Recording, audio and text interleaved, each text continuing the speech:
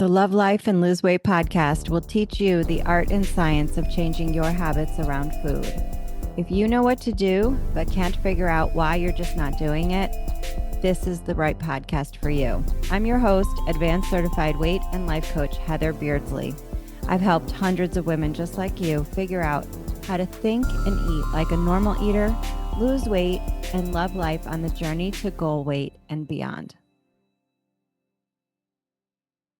Hey, welcome to episode 103, where I'm giving you the follow-through formula. Do you remember that Daft Punk song where they were like, name it, build it, reverse it, decide it, do it? Actually, those are my steps for the follow-through formula. But the Daft Punk song is kind of like, it sounds like what our formula is for today. So I kind of took the structure of what I know works for myself, my clients. I studied it and then I broke it down into a formula, which you know I love to do. So this will help you if you are somebody who says, I know what to do. I just don't really know why I'm not doing it. So what you're looking for is the skill of follow through. And it's not as simple on the surface as your brain would have you believe. It's not as simple as saying, I know what to do. I just need to go work out. And when the time comes to work out, that you just sort of make yourself do it. That can happen if you have the follow through formula in place underneath, or at least part of it. I mean, you might be able to push yourself, even if you don't have the structure in place, but your results are going to be inconsistent and spotty. And you're probably going to waste a lot of time. So I want to give you the formula today. I'm going to explain for you each step, how one builds on the next. And this is the specifics that are behind most skill sets of following through, whether that is, you know, reducing your overeating, or if you want to put it in a positive way, more often eating to 70 to 75% full so that you can lose weight sustainably and non-restrictively. Or maybe it's like, I just want to work on working out more consistently. Maybe it's, I want to cook more often. Maybe it's, I want to connect with my spouse more often. Maybe it's, I want to reduce the amount of TV that I'm watching. That's defining the outcome. But in order to get to the outcome that you are looking to get to, you need to have aspects of this formula in place. So it's a system and a sequence. That's what a formula is, right? A formula is a system where a sequence of things works together, one building on the next to get to the outcome that you're looking for. It's like math, okay? The first step in the follow through formula is to name it. So name the thing that you are trying to follow through on, or you're trying to establish, or you're trying to stop doing so much. It cannot be general. You can't be like, oh, I just wish I would show up more consistently for my goals. Like with what? You have to be specific. And you can't just say, I want to work out more often. You have to specifically say exactly how much more often. So a specific naming what it is that you're trying to create would sound like, I want to do strength training a minimum of 2 times per week in my garage. Notice that the frequency is there. You've described exactly what you're trying to do, and you name like where this takes place. Okay. Another example would be, I would like to overeat one fewer time consistently, weekly. Okay, now that gives us information that, okay, what are we trying to do? We're trying to reduce the volume of food that we're eating that's beyond 75% full. And we want to do that. We want to be overeating one fewer time. So, in other words, if you want to put it in the positive, I want to eat to 70 to 75% full one more time this week. Okay. This is clarity. To name it, you have to have a clear naming of exactly the outcome that you are trying to achieve. Step two is to build it. Name it, then build it. And build it, what's the it? What I'm describing is infrastructure, tools in place, things that you can see, touch. Okay, this is infrastructure. I want you to think like a house. Something has to be there for you to engage with. Not always. Sometimes this is all in our head. Like if you want to overeat less often, your infrastructure in order to do that will be building your internal sense of what is the percentage full that your stomach is feeling as you eat your meal bite by bite and you go through your meal. That infrastructure is an internal infrastructure and a relationship that you have with the physicality of your stomach and the sensations or interoception that you have of your relative fullness. So this isn't something that you can touch, right? But it is still infrastructure. It's a relationship to your relative fullness, a language that you use, paying attention to the sensations in your stomach that you are literally building. It's a way for you to associate with language and how you feel inside your body to come to a conclusion about what's right for you to get you where you want to go. All right. So you've got to build the infrastructure first. As another example, I want to do a minimum of strength training twice per week in my garage. Well, you need to have your strength training equipment in the garage. You need to set that up first. That's what you need to build. So, for those of you, many of you who are working on overeating less often, the infrastructure I have for you, that's the 6 steps to eating less and feeling satisfied. That is on a podcast in the past. I give you every question in that workbook. You don't have to have my planner to have it, but if you have my planner, it's in the planner. It's a worksheet in your planner. All you have to do is print it out and then practice that infrastructure, those steps to build that sense of percentage full. And then you got to practice, right? As you're eating, that's happening not inside your body, that's happening outside in your life where you are pausing and practicing during a few meals per week when you can give single pointed focus and attention to building this infrastructure for yourself. You know, my home gym that I use, I've spent years buying the equipment that I want that doesn't take up too much space, that's right for my space. You know, I use a lot of dumbbells. I have a weight bench. I have a hamstring curl attachment that goes on my weight bench. I bought plates for it. It's not a huge setup, but it does have pretty much everything that I need, including like bands that I had Stu, my husband, attached to the wall so that I can do my arm stuff. Like it's almost like bands or like a lat machine without having the machine. So build the minimum structure that you need to start engaging with what it is that you want to create in the naming of it, right? So the step 2 is the building of it, of the infrastructure. The next part is the execution system, because it's not enough to be able to walk into a gym where there's dumbbells and a weight bench. You have to know what you're doing to create strength in your body. So you need a routine, right? It's not enough to have infrastructure. You have to have execution system. And a lot of you don't want to be bothered with those details. So this is why you go to a gym and you work with a trainer, or you work with a small group, or you just have an app on your phone if we're talking about weightlifting. And many of you who are trying to lose weight, you don't know how to figure out what percentage full you are in your body. That's what I'm here for. That's why I have the worksheet in the planner, the 6 steps to eating less and feeling satisfied. I figured it out for you.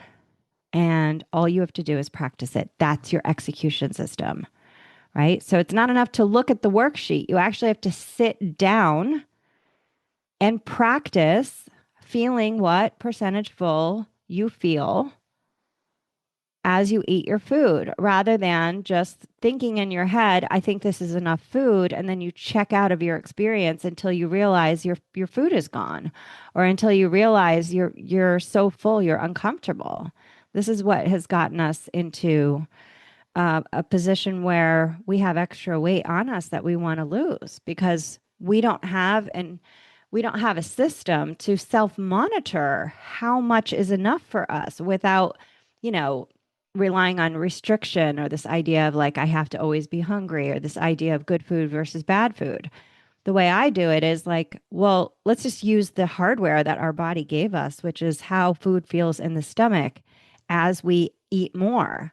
And then when you can realize the cues that associate with a slight caloric deficit, 70 to 75% full, maintenance, 80% full. That's your hara hachibu that we're borrowing from the Okinawans in Japan.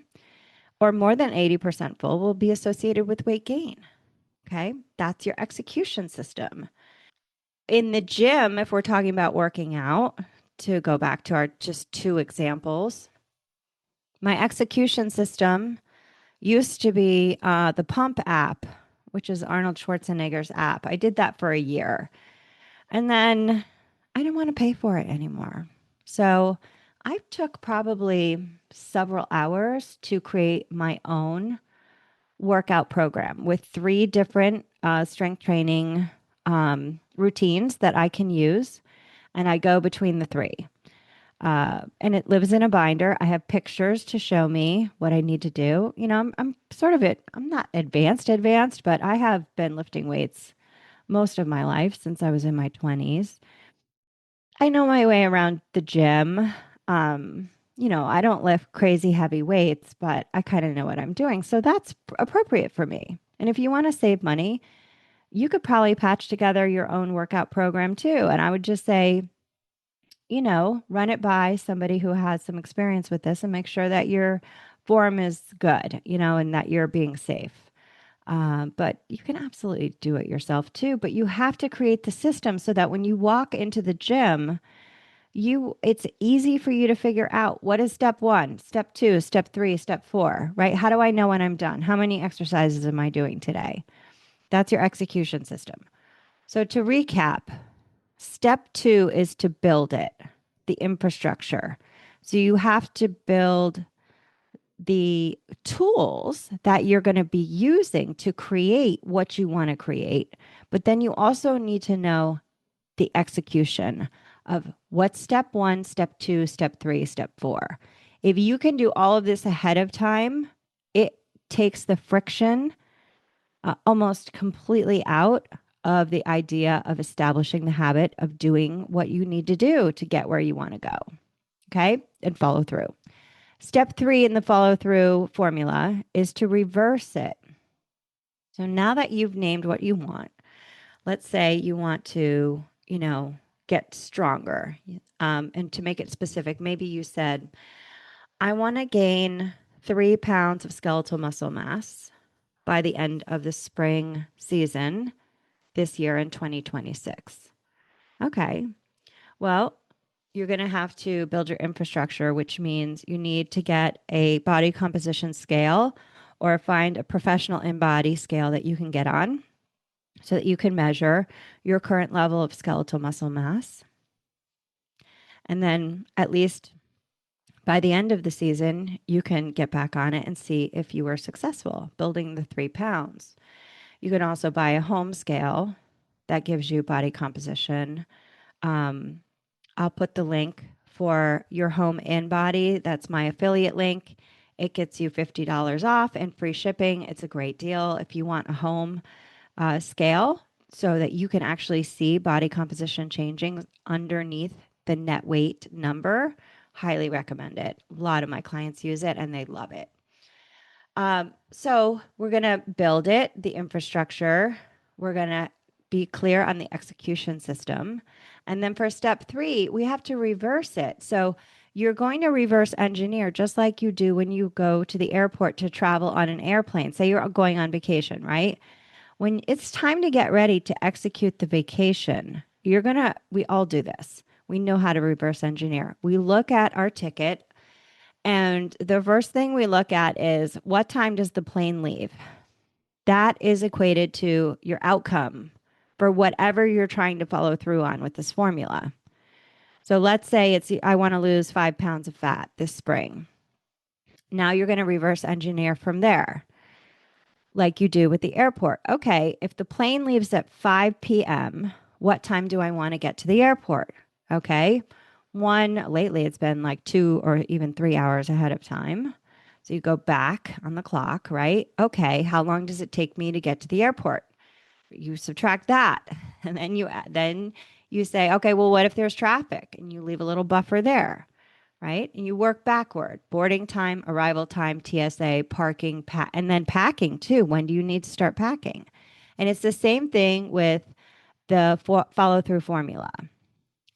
For strength training, for that example, the sequence is: if I want to have the outcome of strength training a minimum of 2 times per week, sometimes up to three, then I need to know, what days am I doing that? Some people like to decide at the beginning of each week. If you feel like you're good and you have a system for checking in and deciding that, if you have the bandwidth to do that every week, great. And I do have that. But I don't want to redecide every week. I want to kind of build my weeks around what days do I know are locked in for those 2 days.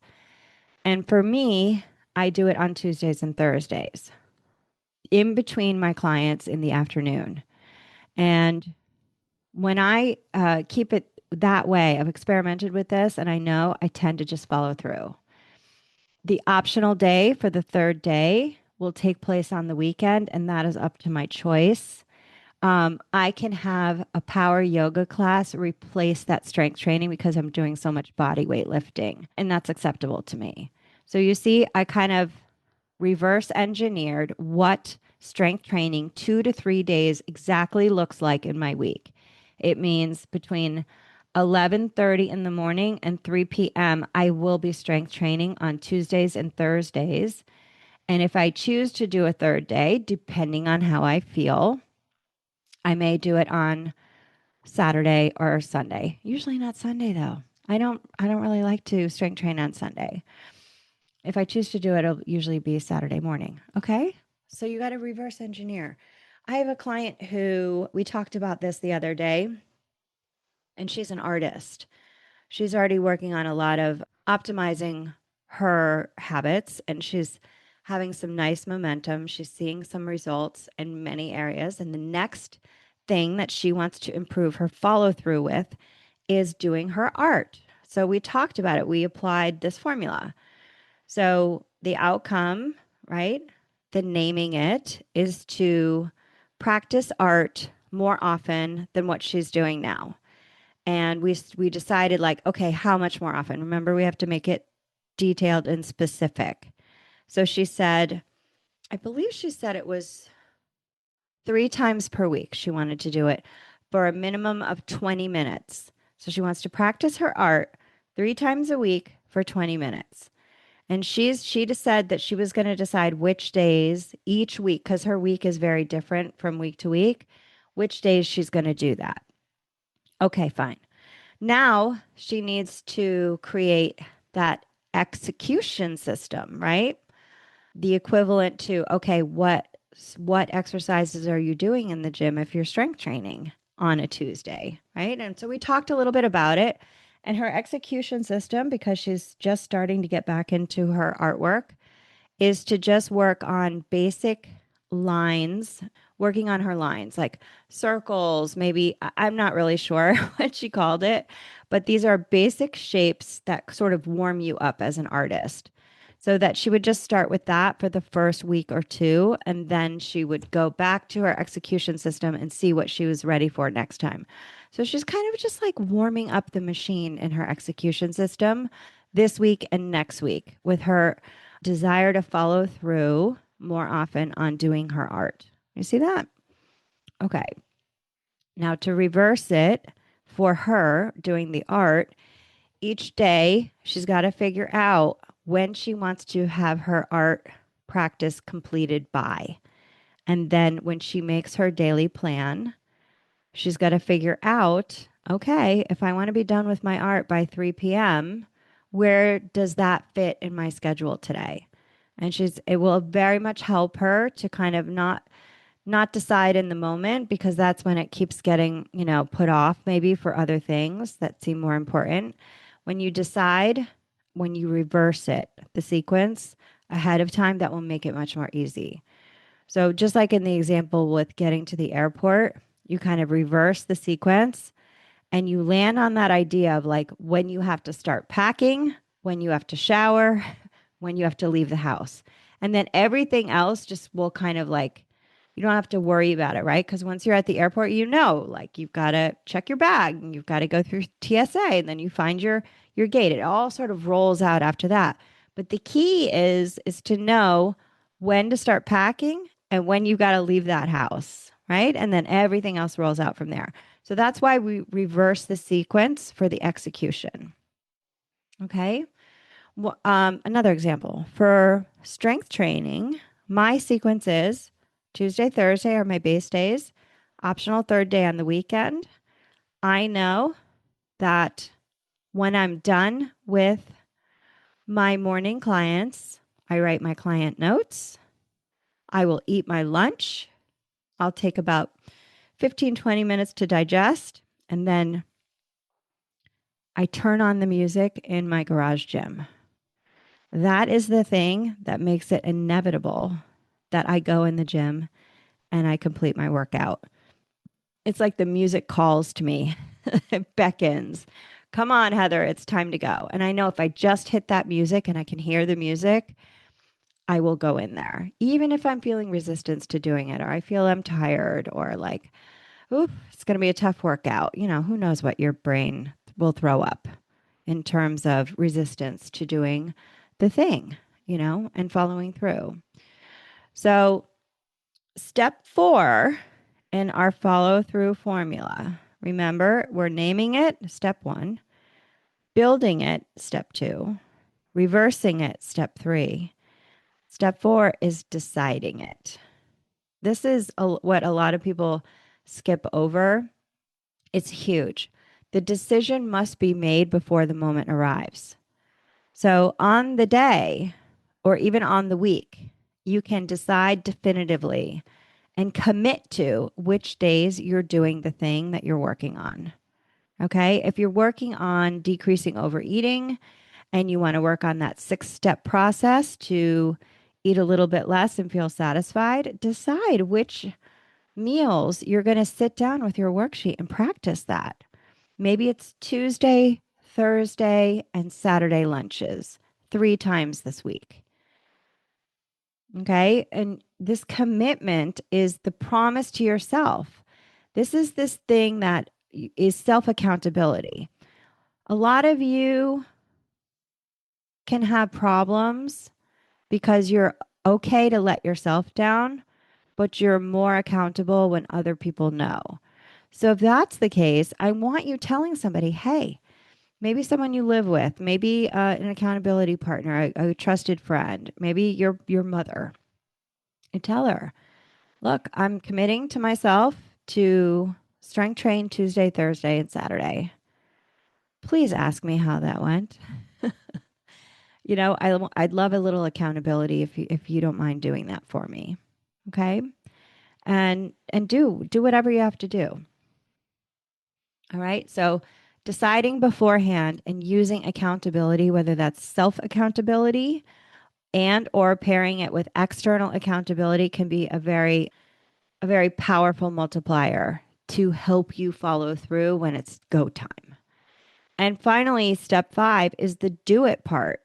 This is the most important part because everything else that comes before is great and it helps make this step easier, but nothing means shit unless you actually do it.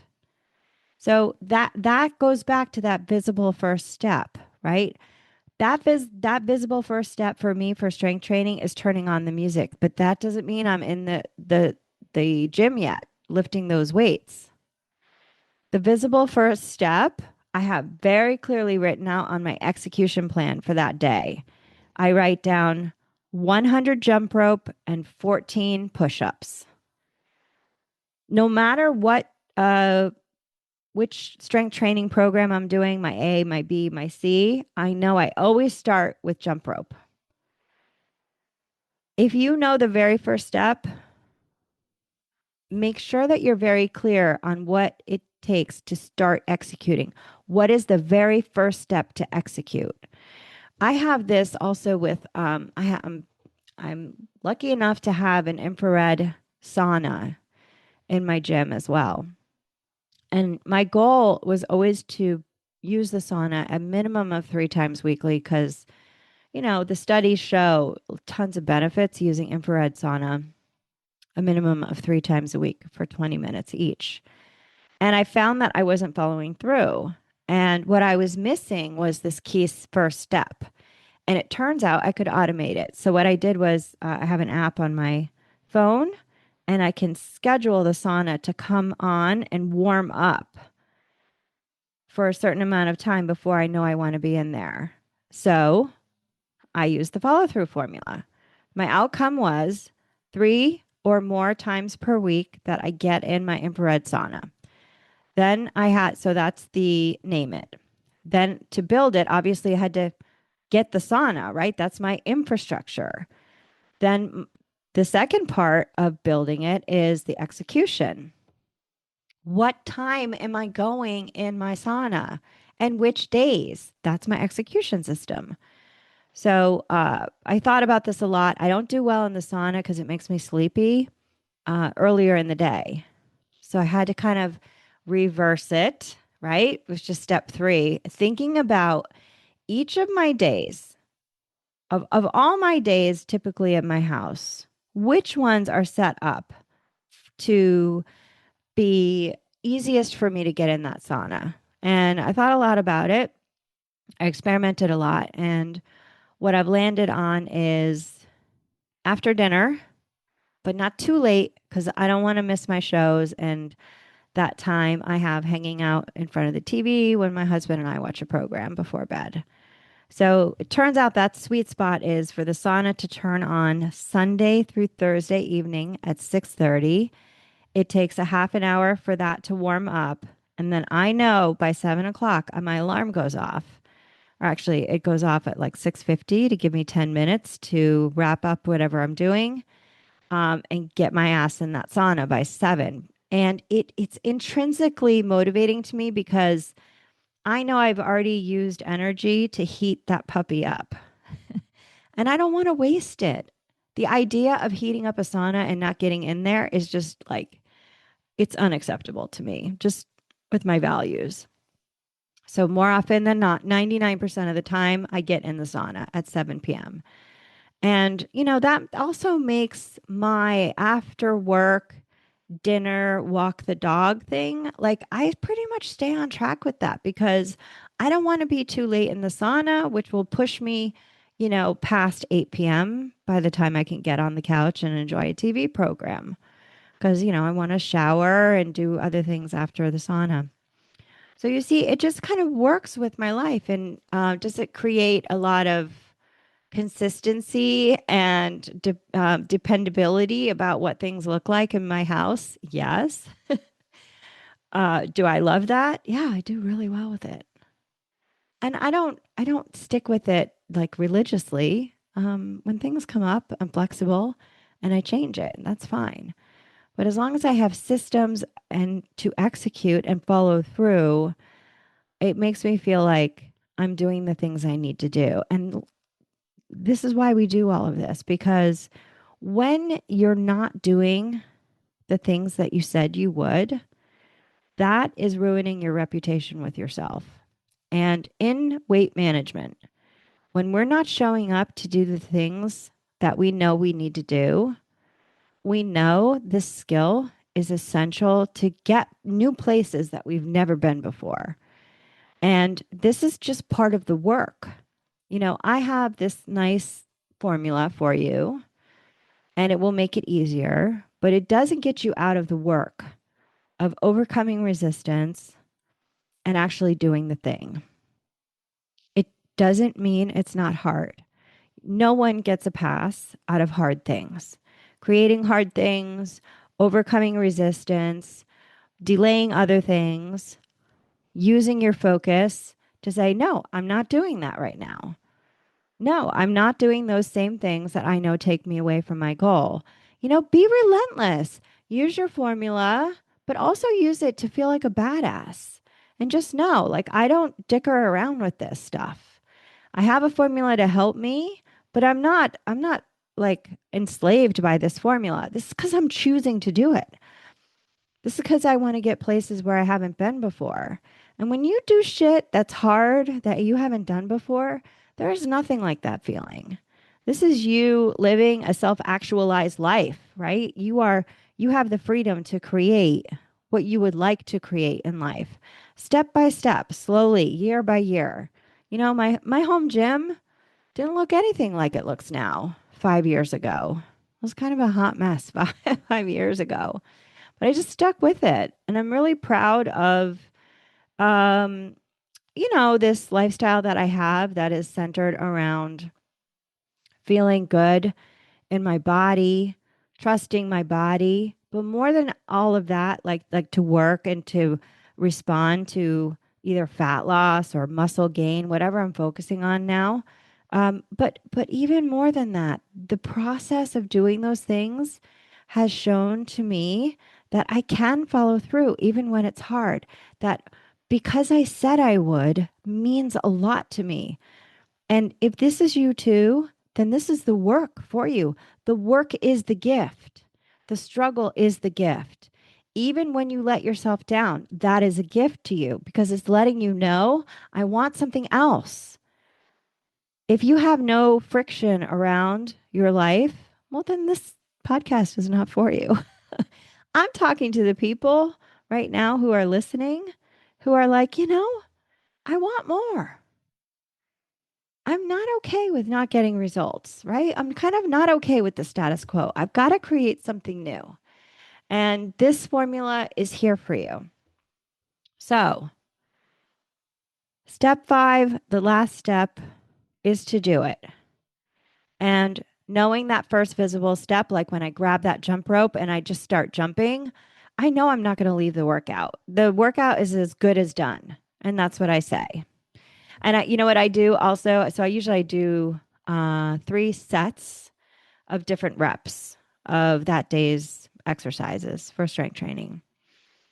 And when I get to that third set, when I finish that third set of the first exercise, let's say I'm using 15-pound dumbbells. As soon as I'm done with that third set, I put the dumbbells away and it's like, yeah, that one's done. And then when I finish the second exercise, I put that equipment away. So I'm like cleaning up the gym, getting ready to be done as I work through my third set. And sometimes, when it's hard for me to start and I'm like, all right, I got 3 whole sets to do. I say to myself, all you have to do is 2 sets and then you're almost done. You're nearly there, and cheerleading yourself is really important. So I have a client who's looking to do more yoga um, in her home, first thing when she gets out of bed. That was her outcome that she wanted to improve upon, that she wanted to improve her follow through with. So the first step isn't just to do yoga. We talked about this at length. We reverse engineered. It's like she's got to use the bathroom first. She's got to put on her yoga clothes. She needs to make sure her yoga mat is laid out, right? Rolled out. And she wants to make sure that her laptop is sitting right there by her yoga mat, already plugged in. And these things, these first steps to implementing do yoga in the morning, these happen the night before.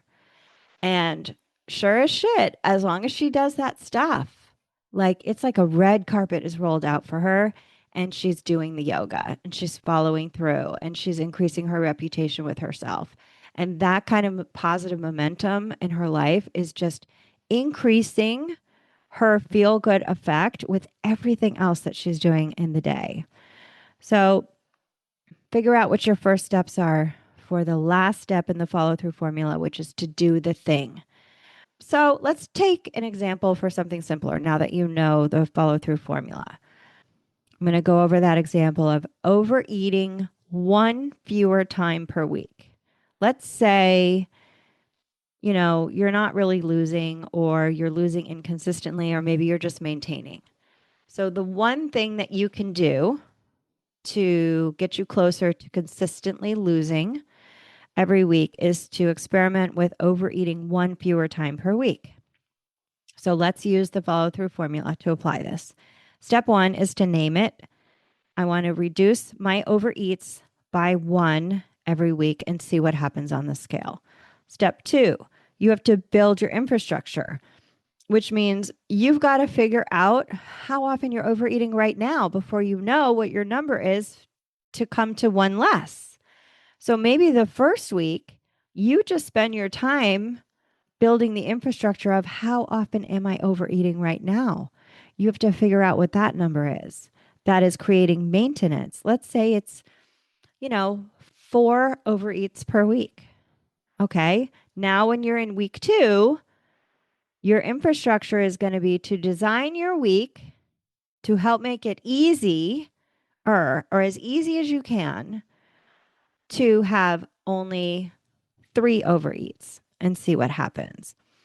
And I would just say your infrastructure and your execution plan is to decide ahead of time. This will make it easier. Which days are you going to overeat? Decide ahead of time. You could at least plan for 2 of them and leave one extra for to use it whatever day you might want to. Okay. Now, in order to track how often and get to your number of 3, every day you're going to need to review your food and decide, did I overeat today? And then you're going to have to track those cumulative overeats. You have to create awareness around what are my cumulative overeats, right? When is my weigh-in day? How can I spend my overeats of 3 in a way that feels like it's doable for me? And this is why I always say just decrease your overeats by 1. Just work 1 at a time. So to reverse it for step 3, now that you have your infrastructure of tracking your overeats, planning them, right? Knowing how many is 1 fewer than what you've been eating. Step 3 is to reverse it.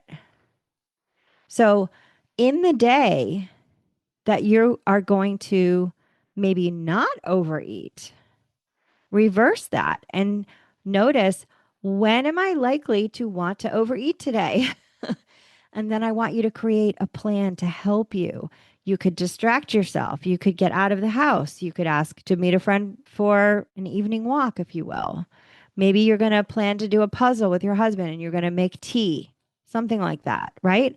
A plan to help you be successful so that you're not in that same spot. It's usually on the couch. It's usually after dinner when you get those urges for food. Do something different. Mix it up. So you're going to reverse engineer what success looks like for yourself for your day.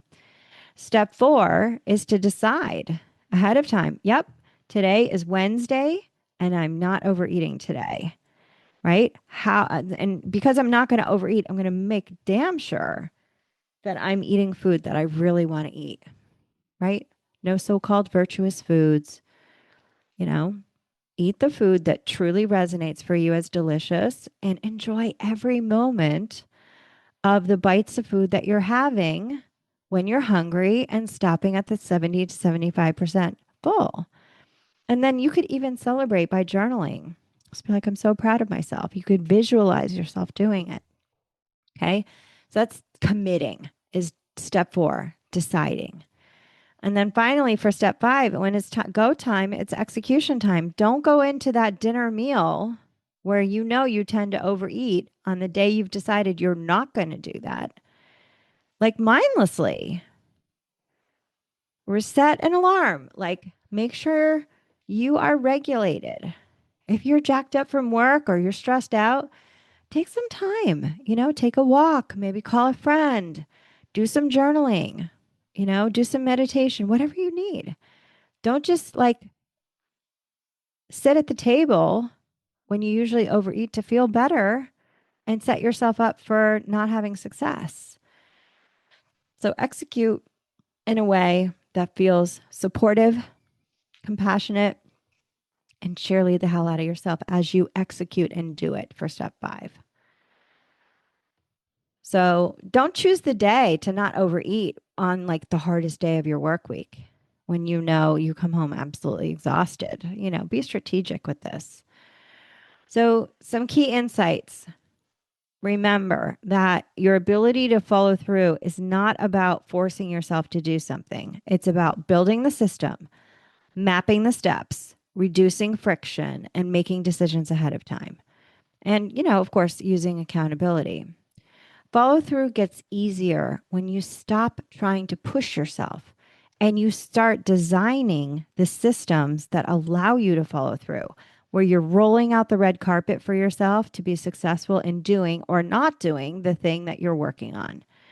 So if you've been feeling inconsistent, just remember it's usually not a motivation problem. You may have a missing step problem or a system problem or an execution problem or a first step problem. All of these are fixable. Use the formula that I'm giving you here today. Come and visit me on Instagram at Thrive in Midlife and let me know how you found the episode. I would love to hear about your formula and what you're working on. You can always feel free to DM me if you're interested in working with me. I thank you so much for joining me. We'll talk soon. Stay focused and so long. Hey, if this episode resonated for you, then let's connect. Visit hbeardsley.com/subscribe. That's HBEARDSLEY.com/subscribe and become a VIP subscriber. You'll learn how to work with me. You'll get 2 free gifts, access to exclusive VIP content, and get a discount on the digital follow-through planner.